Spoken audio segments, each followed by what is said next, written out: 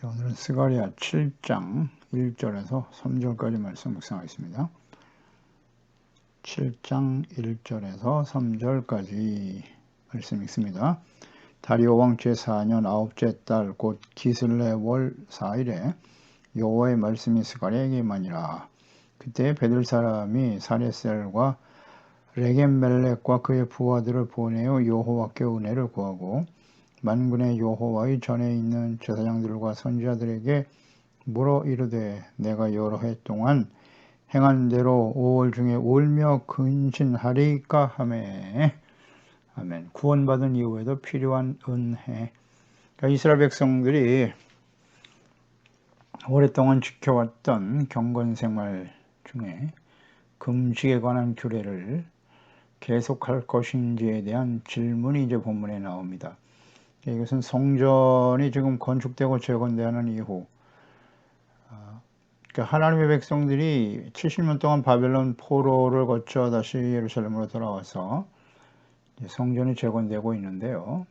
그래서 이제 성전이 이렇게 세워지면은 계속해서 금식하며 주님을 섬기는 삶을 계속해야 하는가?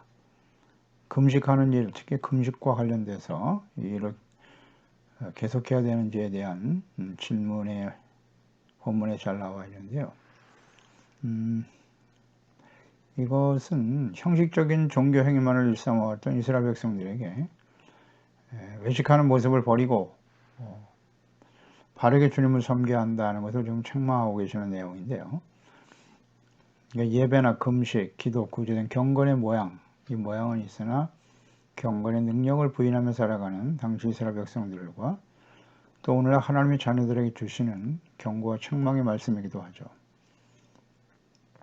자, 1절에 보면 다리오 왕 제4년 9월 4일 기슬레월이라고 했어요. 기슬레월은 양력으로 말하면 대략 11월 혹은 12월 그 사이를 의미하는 달이라고 볼 수 있겠는데요. 다리오 왕 제4년이면 BC 518년입니다. 그러니까 이 시기는 성전 건축이 16년간 중단되었던 그런 상황에서 성전 건축이 BC 520년에 다시 시작되었거든요. 그러니까 공사가 계속 진행 중이던 때죠. 2년 이상 공사가 지금 성전 건축 공사가 진행 중이던 때에 하나님의 말씀이 임한 것입니다. 그러니까 하나님의 말씀이 선지자 스가랴에게 임하던 때의 날짜를 이렇게 정확하게 기록하게 하셨습니다. 그 이유는 지금 하나님께서 스가랴를 통해서 주셨던 이 모든 말씀은 역사적 사실이라는 것이고 또 하나님께서 그 역사 속에 살아계시고 또 말씀하시고 그 말씀이 어떻게 구체적으로 그 역사 속에 성취되어지는가 하는 것을 확증시켜 주시기 위해서 아주 분명하게 날짜를 기록하게 하신 것입니다. 그러니까 이 날짜 시간이라고 하는 것은 인류의 역사잖아요. 역사적 사실인데 그러니까 이 말씀, 이 사건들이 역사적 사실에 기초한다는 것이고 인간의 역사 속에 하나님께서 어떻게 말씀하시고 그 말씀하신 바를 성취하느냐 하는 것이 이제 선지서의 내용이고 성경 전체의 내용이라고 보면 됩니다.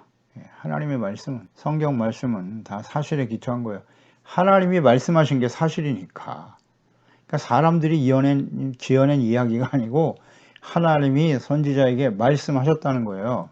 그리고 그 말씀이 어떻게 구체적으로 성취되어져 가는가 하는 것이 성경의 내용이거든요. 그러니까 하나님은 살아계신 분이고요. 그 하나님이 하셨던 말씀, 예언, 계시, 그 말씀의 사실성, 또 선지자 개인의 어떤 특별한 예지적 능력이 있어서 한 말이 아니라는 거예요. 만군의 여호와 하나님께서 하신 말씀이라고 여러 번 강조하시죠. 만군의 여호와가 이같이 말씀하셨다. 그러니까 이 말씀을 하나님의 말씀을 그대로 대언하고 증거하는 것이고 그것을 기록하여 남기셨단 말이에요. 기록하게 하셨다는 거죠. 모든 시대, 모든 후대에 이때 주셨던 하나님의 말씀이 어떻게 이루어졌는지, 성취되어졌는지 하는 것을 분명한 기록으로 남기셨다는 말이에요. 그러니까 하나님의 말씀은 사실이라는 거죠. 그러니까 선지자들을 통해서 하신 말씀들이 역사적으로 성취된 사실이 없다면 그 말씀은 진리가 될 수 없죠. 하나님의 말씀이 아닌 것입니다. 선지자는, 그런 말을 한 선지자는 거짓 선지가 되는 거죠. 선지자는 자기의 말을 하면 안 돼요. 하나님께서 주시는 말씀을 전해야 되는 거예요. 그래서 신명기 18장 22절에 보면 만일 여호와의 이름으로 말한 일에 증언도 없고 그리고 성취함도 없으면 그랬어요. 성취함도 없으면 그 선지자는 이는 여호와께서 말씀하신 것이 아니요 그 선지자가 제 마음대로 한 말이니 너는 그를 두려워하지 말지니라 라는 말씀이 있거든요. 그러니까 성경에 기록된 모든 하나님의 말씀은 다 성취되었어요. 그래서 하나님의 말씀과 성경으로 확정될 수 있는 것이죠. 그런데 선지자가 한 말이 하나님의 말씀이라고 하면서 하나도 이루어지지 않았다? 그러면 그건 거짓이죠. 자기 생각을 전한 거예요. 그러니까 이스라엘 백성들이, 유다 백성들이 마지막 바벨론에 의해서 멸망당하기 직전에 거짓 선지자들이 난무했는데요.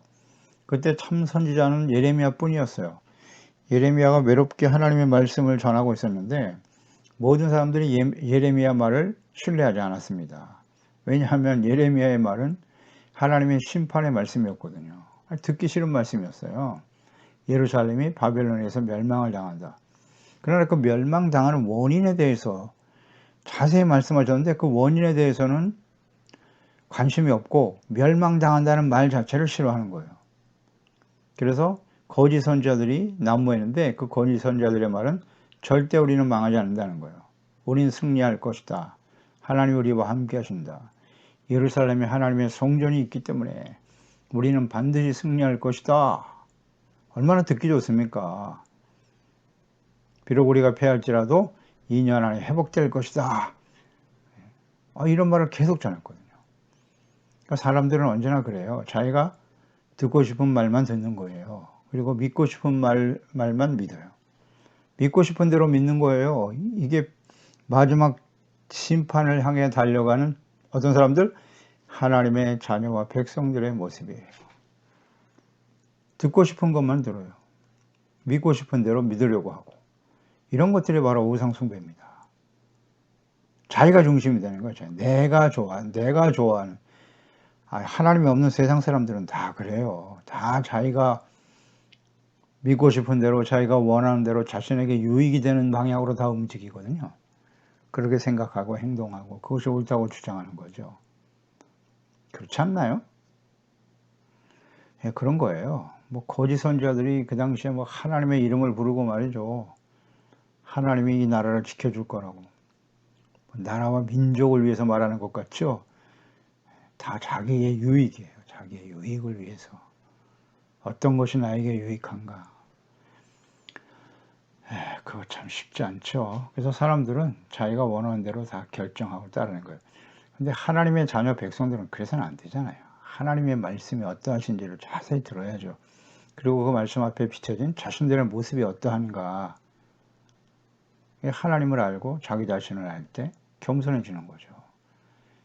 그런데 거짓 선지자들의 말을 더 따랐잖아요. 근데 그 거짓 선지자들의 말이 그대로 됐습니까? 아니죠.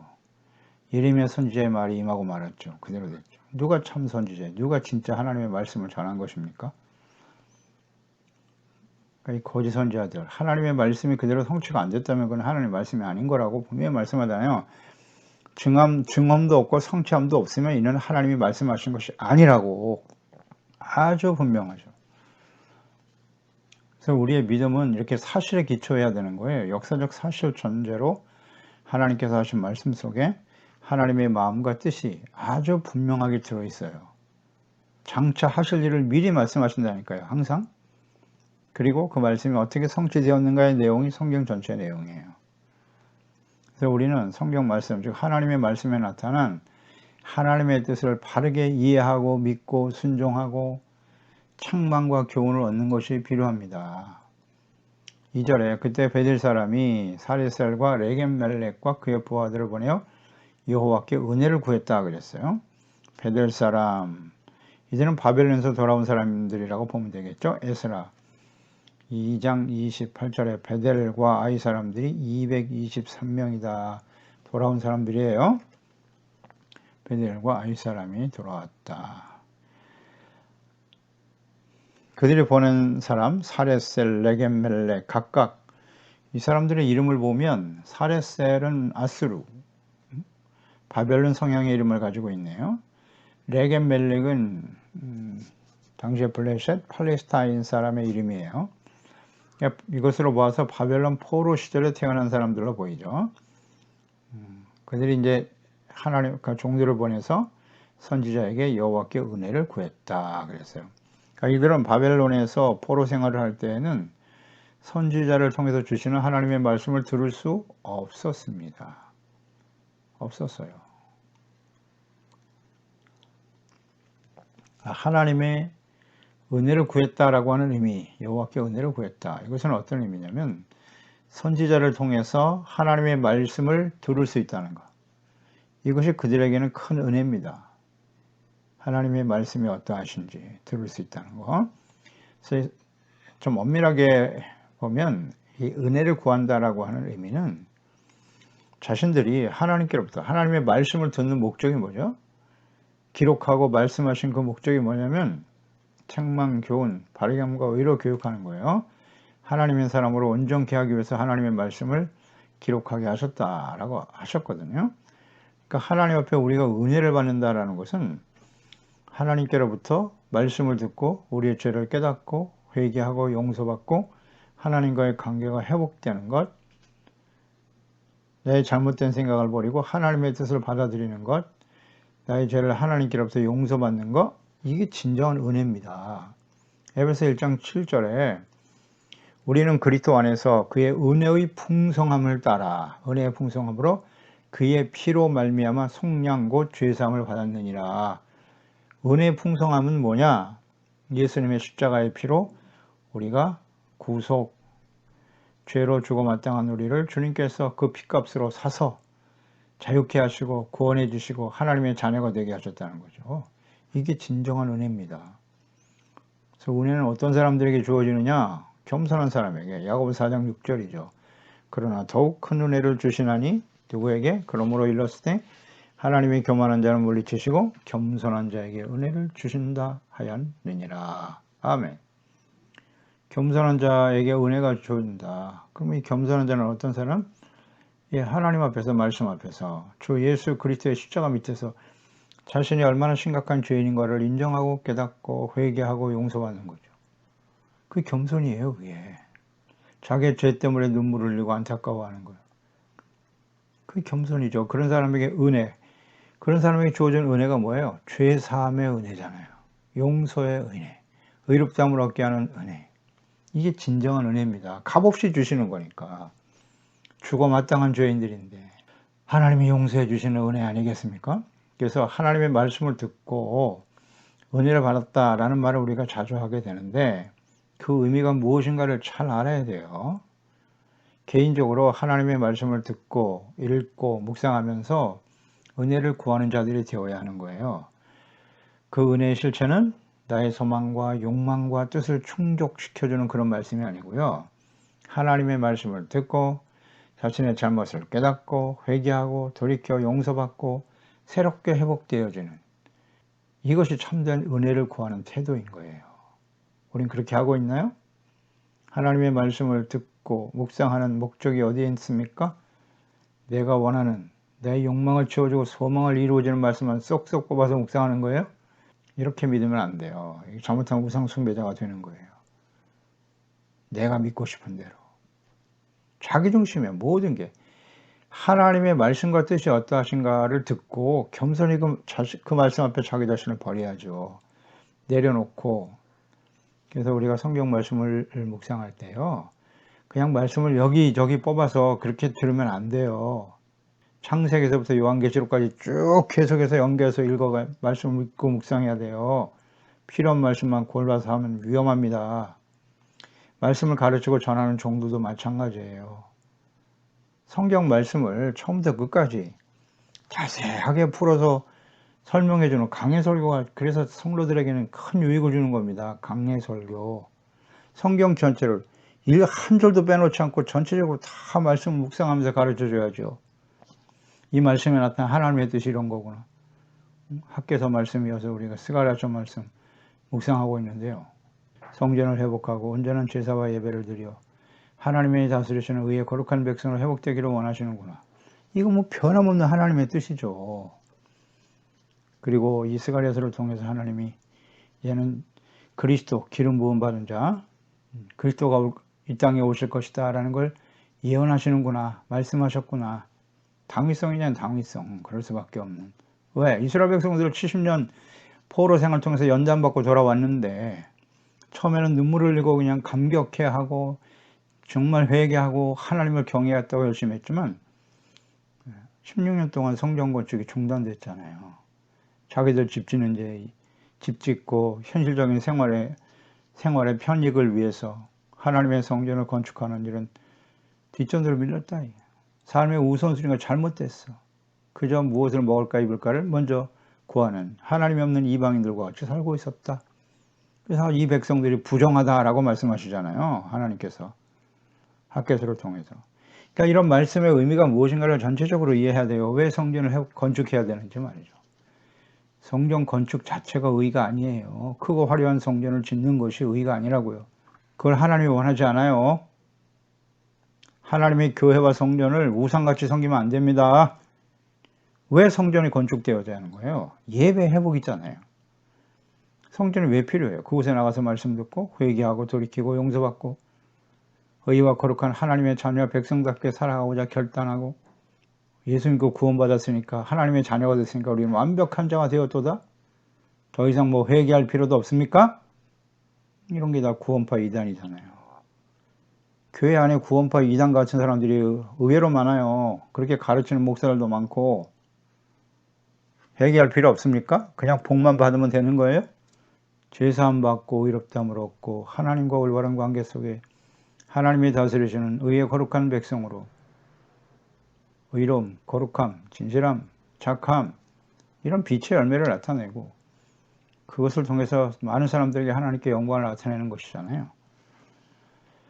하나님의 자신을 받는 하나님의 자녀 백성이 되는 게 진짜 복인데 그저 이 세상에서 더 많은 것을 얻고 더 높이 올라가고 그게 목적은 아니잖아요. 주님께서 우리를 구원하신 목적은 그런 데 있는 것이 아니에요. 그게 전부라고 이해하면 안 됩니다. 은혜를 구한다는 게 그 의미가 무엇인가를 똑바로 알아야죠. 우리가 예수 그리스도를 믿음으로 죄사함 받고 의롭다함을 얻고 구원과 영생을 얻고 하나님의 자녀가 되는 것 주님께서 값없이 주시는 은혜의 선물이죠. 그러나 그 이후에도 끊임없이 범죄하며 살아가는 우리들이지만 인정하세요. 하나님의 말씀을 통해서 허물과 죄를 깨닫고 책망받고 또 이것을 바로잡아 주시고 용서해 주신 은혜가 훨씬 더 크다. 훨씬 더 크죠. 따라서 우리는 항상 겸손해야 되는 거예요. 그래서 주님의 은혜를 구하는 자들이 되어야 해요. 심령이 가난한 자 복이 있나니 천국의 자의 것임이라. 심령이 가난을 겸손하고 돌이켜야 돼요. 예수님께서 공생 시작하시면서 가장 먼저 하신 말씀이 뭐예요? 천국이 가까워 왔으니 회개하고 복음을 믿어라. 회개하고 복음을 믿는 거예요. 그럴 때 하나님 은혜가 주어지는 거죠. 용서의 은혜, 죄사함 받고 용서받고 의롭다함이 회복되지 않은 사람은 하나님의 나라에 들어갈 수 없어요. 그럼 그 이후에 우리는 완전한 자가 되었을까요? 아니요. 그렇지 않잖아요. 그러니까 날마다 은혜를 사모하는 겸손한 자가 돼야죠. 자, 이들이 구한 은혜의 내용은 무엇이었을까요? 3절에 만군의 여호와의 전에 있는 제사장과 선지자들에게 물어 이르되 내가 여러 해 동안 행한 대로 5월 중에 울며 근신하리이까?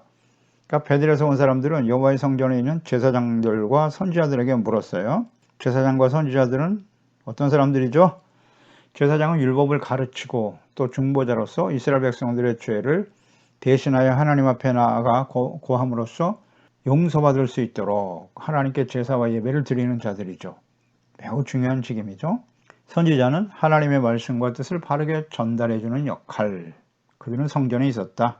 그 하나님의 성전, 교회 안에서 해야 될, 교회 안에서 주를 섬기는, 성전에 섬기는 자들이 예배자들 아닙니까? 주의 종, 하나님의 말씀을 가르치는 주의 종과 조직들, 예배자들, 온전한 예배자가 되어야죠.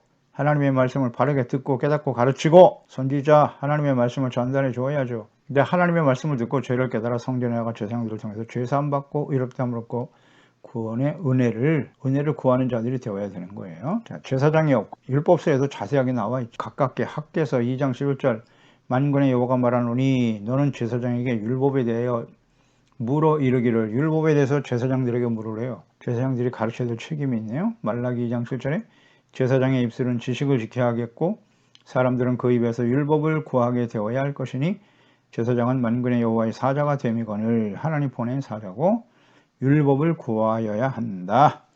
하나님의 말씀, 계명을 가르치는 자들이죠. 그러기 위해서는 하나님의 신적 권위가 주어지게 되는 거예요. 하나님의 말씀을 가르치고 전하기 때문에. 그래서 주어지는 거예요. 그러기 위해서는 기름 부으심, 거룩함, 이것이 매우 중요하죠. 그러니까 하나님의 영으로 감동된 사람들이 돼야 돼요. 육의 사람이 아니라 영의 사람인 거예요. 영이신 하나님이시니까. 그러니까 말씀과 성령으로 거듭나고 하나님과 예수 그리스도와 인격적인 만남과 교제가 있어야 되는 거예요. 그리고 성령으로 충만한 사람이 아니면 참된 제사장과 선지자, 하나님의 말씀을 가르쳐 증거하는 목사나 목회자들이 되어서는 안 되는 거예요. 뭐 구약시대에도 하나님의 영으로 감동돼서 인격적으로 하나님 앞에 하나님과의 교제가 있어야죠. 그리고 성경 말씀을, 하나님의 말씀은 하나님의 영으로 감동된, 하나님이 감동한 사람들에게 기록된 게 성경이기 때문에 하나님의 성령으로 거듭나지 않은 사람들은 하나님의 말씀을 바르게 이해할 수 없어요. 그렇지 않습니까? 그게 기름 부음이잖아요. 하나님의 영으로 감동된 사람들만이 하나님의 말씀을 똑바로 가르치고 주어진 책임과 사명을 감당할 수 있단 말이에요. 거룩, 기름 부음, 성결, 그리고 하나님의 말씀을 바르게 가르치고 전할 때 신적 권위가 주어지는 거예요.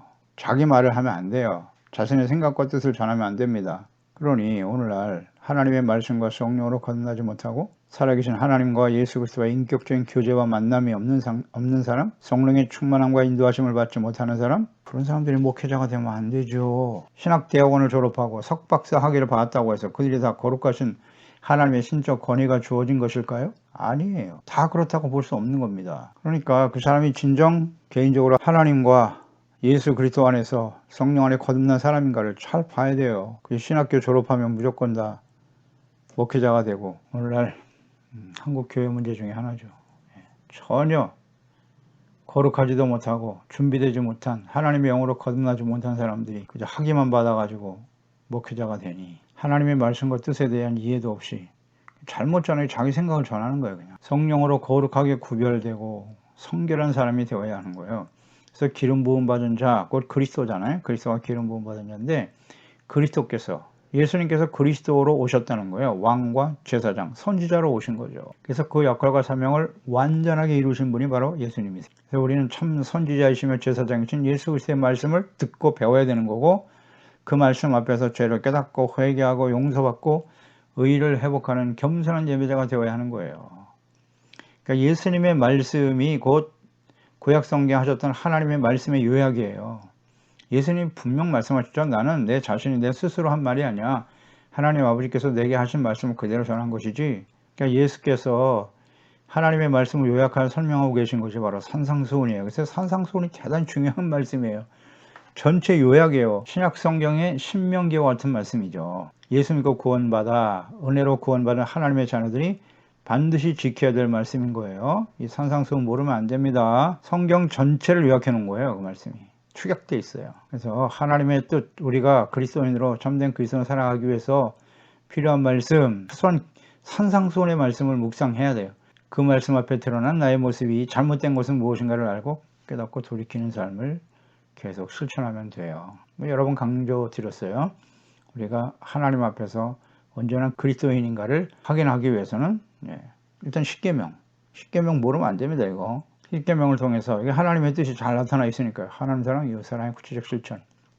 그 다음 산상수훈 말씀. 그 말씀으로 우리를 잘 비춰보면 돼요. 그 다음에 성령의 열매, 9가지 열매가 나에게 나타나고 있는지 이걸로 날 점검해 봅니다. 그리고 행함이 없는 믿음은 죽은 거라고 그랬죠. 야고서 말씀 대단히 중요합니다. 성경 전체가 다 중요하지만 핵심적인 내용들을 담고 있어요. 이 말씀을 비추어서 묵상하다 보면 웬만한 건 다 드러납니다. 우리 죄악된 모습이요. 그래서 내가 필요하고 내 욕망과 소망을 채워주려고 하는 말씀만 찾으려고 하지 말고요.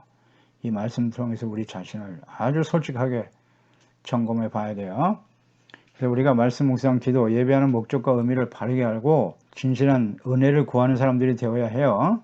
그래서 오늘날 말씀과 성령으로 겁나고 성령으로 충만한 목회자들과 성숙한 그리스도인들에게 이 역할과 사명이 주어졌다는 거 잊지 말고요. 겸손한 예배자가 되어야 하는 거예요. 우리가 이제 왕같은 제사장이 되었다고 하시잖아요.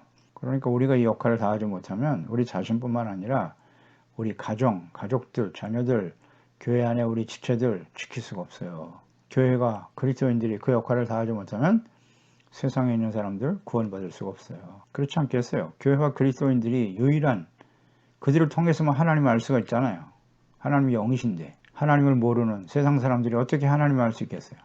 예수 그리스도를 어떻게 알 수 있겠냐? 그리스도인들 교회를 통해서 비춰지는 겁니다. 자, 그들이 하나님께 은혜를 구하면서 한 질문이 뭐냐? 물어 이르되 내가 여러 해 동안 행한 대로 5월 중에 울며 근신하리까? 라고 물었어요. 자, 이 말씀 뭐냐면 5월 중에 울면서 금식하는 일을 계속해야 하느냐라는 질문이에요. 그러니까 이스라엘 백성들이 바벨론에게 멸망당하고 포로로 끌려가서 70년간 지내면서 그들은 5월 말 되면 울고 탄식하고 금식하는 이 절기를 지켰다는 거예요. 이런 의식이 있었단 말이에요. 왜 5월 달에 울면서 금식을 했나요? 예, 그때가 바로 예루살렘 성전이 파괴되었던 때거든요. 열왕기하 25장 8절로 9절에 보면 바벨론 왕 느부갓네살의 19째 해 5월 7일에 여기 날짜가 나와 있잖아요. 5월 7일에 바벨론 왕의 신복 제사장 느부갓네살이 예루살렘에 이르러 여호와의 성전과 왕궁을 불사르고 예루살렘의 모든 집을 귀인의 집까지 불살라 버렸다. 5월이요, 5월. 5월에 하나님의 성전이 불타버렸다고요. 왕궁이 불살라지고. 그래서 5월 달만 되면 바벨론 포로에서 70년 동안 2년 동안에 계속 울면서 금식했어요. 울면서 금식했다고요. 그런데 이제 예루살렘 성전이 이렇게 다시 건축되고 있으니 우리가 5월 중에 과거 성전이 파괴됐던 일들을 기억하면서 울며 금식하는 일을 계속해야 할까요? 성전이 세워졌으니까 더 이상 이렇게 할 필요가 없지 않나요? 라고 질문하고 있는 거예요. 그러니까 유다 백성들은 성전이 파괴된 사실을 그 사실 자체를 슬퍼하고 금식하고 있었어요. 잘 생각해 보세요. 이게 무슨 의미인지. 성전이 파괴된 이유가 무엇이었는지에 대한 깊은 묵상이 없단 말이에요. 그러니까 우상숭배의 죄악 때문에 그 죄를 계속해서 책망받고 회개하고 돌이킬 것을 끊임없이 말씀하셨잖아요. 예레미야 선지자가 43년에 걸쳐서 끊임없이 외쳤지만 듣지 않았죠. 무시하고 완악하고 회개하자는 일을 기억하고 그것 때문에 회개의 눈물을 흘리면서 금식했어야 하지만 그들은 그냥 예루살렘 성이 이스라엘이 멸망당했다. 그 사실 자체를 슬퍼하고 있었다는 거예요. 이 의미를 아시겠습니까? 경건의 모양만을 추구하며 살았고 이제는 성전이 세워졌으니까 더 이상 울며 금식할 필요가 없지 않는가? 라는 질문이에요.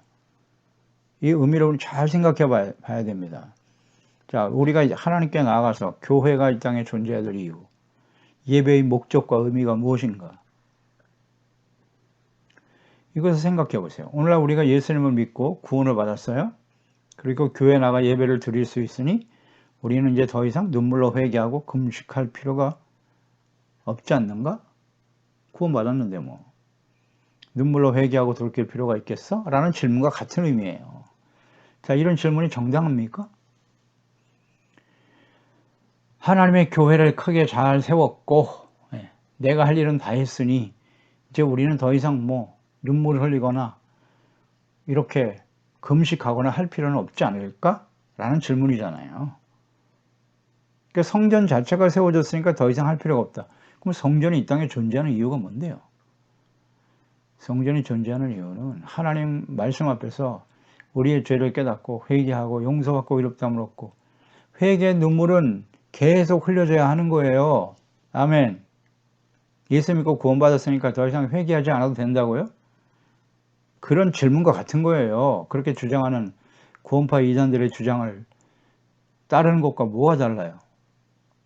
내가 이제 목사가 되고 장로가 되고 권사가 되고 직분자가 되고 오랜 신앙생활을 통해서 온전히 헌신을 많이 했으니 나는 더 이상 회개할 것이 없다? 완전한 의인이 된 것입니까? 착각하지 말라. 경건의 모양을 중요시 여긴단 말이에요. 왜 눈물을 흘리며 금식을 했어야 하는데? 성전이 사라졌기 때문에?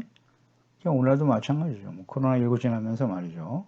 팬데믹을 당하면서 교회가 예배를 드릴 수 없게 되었다. 예배 교회를 탄압한다고, 예배를 가로막는다고, 그것 때문에 분개하고 일어나요? 그것 때문에 울며 금식하는 겁니까? 왜 하나님이 이와 같은 일들을 만나게 하셨는가? 왜 예루살렘 성이 무너지게 하셨는가를 생각해야죠. 부패하고 우상숭배에 빠져있고 세속화되어져 버린 우리 자신의 죄악된 모습 때문에 눈물 흘리고 그것 때문에 하나님께 기도해야 되는 거 아닌가요? 이 구분을 못해. 이거 구분을 못해. 네, 정말 안타깝습니다. 성전이 세워지면 더 이상 눈물 흘리고 금식할 필요가 없을까요? 참 어이없는 질문입니다. 마태복음 5장 4절에 팔복, 애통하는 자는 복이 있나니 그들이 위로를 받을 것이다. 애통, 언제까지요? 하나님 앞에 서는 그날까지 우린 계속 애통하는 자가 되어야죠. 무엇 때문에? 하나님 앞에서 우리의 죄악을 발견하고 눈물을 흘릴 수 있어야 되는 거예요. 이것이 우리가 구원받은 이후에도 하나님의 은혜가 필요한 이유인 것입니다. 기도하겠습니다. 하나님 아버지, 오늘도 주의 말씀을 듣습니다. 하나님의 백성들이 예루살렘으로 70년 바벨론 포로 생활을 끝나고 예루살렘으로 돌아왔어요. 성전이 이제 재건되는 과정에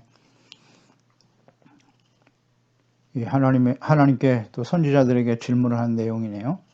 우리가 이제는 더 이상 눈물을 흘리거나 금식할 필요가 없지 않는가? 하나님의 성전이 세워졌으니까 그 이제는 성전이 파괴되는 일들 때문에 그것 때문에 슬퍼하고 눈물을 흘리고 울면서 금식을 했다. 그것이 진실한 자신들의 죄에 대한 깨달음 때문에 죄에 대해서 하나님 앞에 회개하고 눈물을 흘린 것일까요? 그렇다면 그건 계속돼야죠. 성전이 세워졌다고 해서 자신들이 완전한 자가 된 것일까요? 예수 믿고 구원받아 우리가 완전한 자가 된 것입니까? 의롭다함을 얻고 하나님의 자녀가 되었으니 더 이상 우리는 눈물 흘리고 회개하고 돌이킬 필요가 없는 것입니까?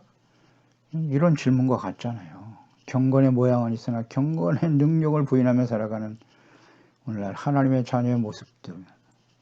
주여, 저희들이 하나님 앞에 서는 그날까지 늘 깨어진 마음으로 두렵고 떨리는 마음으로 주의 말씀 앞에서 하나님의 전에 나가 온전한 예배자로서 눈물을 흘리며 회개하고 의의를 생명처럼 소중하게 여기고 온유하고 겸손한 자가 되어 주의 말씀 앞에 순종하지 못하는 우리 때문에 안타까워하면서 온전히 하나님의 말씀에 복종하고 순종하는 경건한 예배자, 온전한 예배자로 그 역할과 사명을 잘 감당할 수 있는 저희들이 될 수 있도록 도와주세요.